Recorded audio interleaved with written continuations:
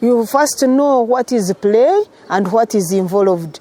For example, for me, I can say it is an integrative approach now in teaching and learning, whereby you get a game and you have your content and you are presenting them at the same time. That is integrative. You are integrating content with play. You can say it is integrative methodology or approach. At the same time, we can say it is a hands-on activity, whereby children themselves are doing more than you as a teacher. And you can also say that it is the teaching through enjoyment, amusement, whereby you give children a free interacting, those interactions, free interaction and amusement in learning can also work. Nice. Thank you. If we continue using this methodology, it makes learners achieve more skills than letting them sit in the classroom only. Some of what they achieve mostly is the language skills, whereby in play they have to talk. As they talk, they're expressing themselves. But in class, you find in class there are some children who stay in class, they know the answer, but they take time to talk. But outside, they can freely talk with their friends and the person next to her, because maybe even it will come unknowingly. Because the child is happy and amused, will begin shouting, so which is good.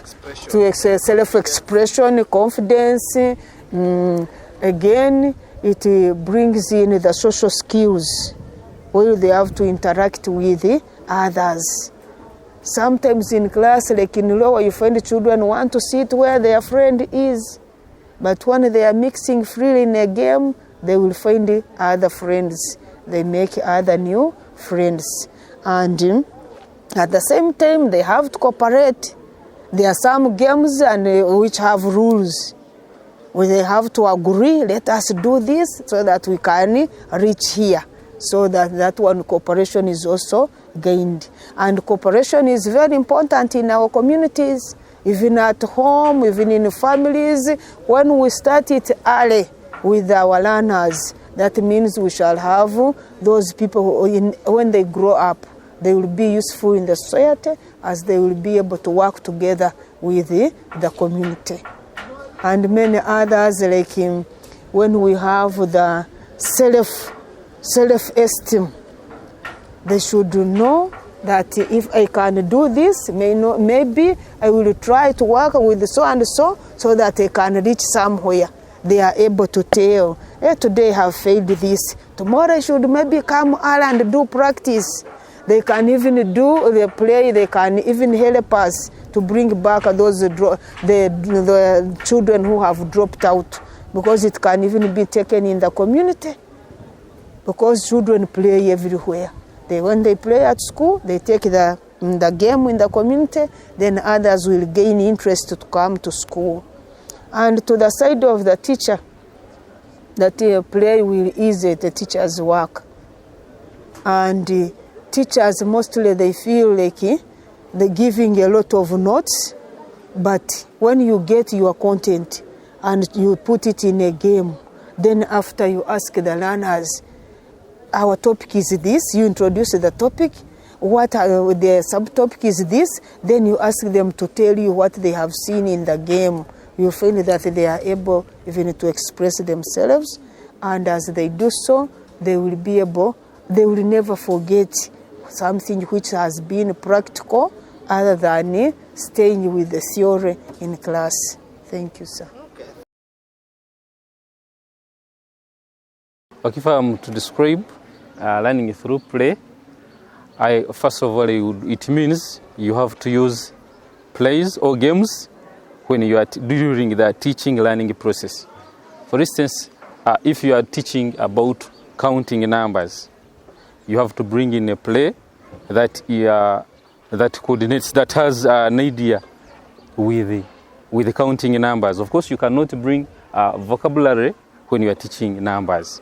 So you need to integrate. You use plays, use games for learners to understand the content more. For instance, if you are teaching maybe about waving, like in P2 class, actually thematic classes, you need to teach waving, when learners start waving, when they start jumping. Of course, the learner cannot forget that one, because at least if he could forget the vocabulary, he could not forget how to do what? To act. In the long run, the learner masters the content. So to me, learning through play, it is to use games, to use plays to make learning real and interesting, and to help learners to master the content. Yes. It contributes a lot in a way that during COVID-19, during the lockdown, most of the content was not covered. And as it was left out, sometimes it is hard for teachers to cover all the content within the specified time. I remember learners needed to be promoted to other levels. They need to know what they are supposed to learn, though despite the fact that there was a lockdown and they missed the content, but they still needed to recover it via the abridged curriculum. That's why some of the content is left out, then which they see that maybe it is necessary to be learned, they bring it to the next level or next term or what, like that. So, to me, games help a lot in a way that, for instance, when you're introducing the lesson, learners had lost morale in education. So when you bring in a play, it attracts more even learners to come to school. Even it puts them in the moods of learning. They start, they pick interest in learning actually. Yes.